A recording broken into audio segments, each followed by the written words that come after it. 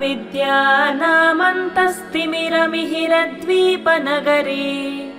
जडानां चैतन्यस्तबकमकरन्दश्रुतिझरी दरिद्राणां चिन्तामणिगुणनिका जन्मजलधौ निमग्नानां दंष्ट्रा मुररिपुवराहस्य भवति त्वदन्यः पाणिभ्याम् अभयवरदो दैवतगणः त्वमेका नैवासि प्रकटितवराभीत्यभिनया भयात्रातुं दातुं फलमपि च वाञ्छासमधिकम् शरण्ये लोकानां तव हि चरणावेव निपुणौ हरिस्त्वामाराध्य प्रणतजनसौभाग्यजननीम्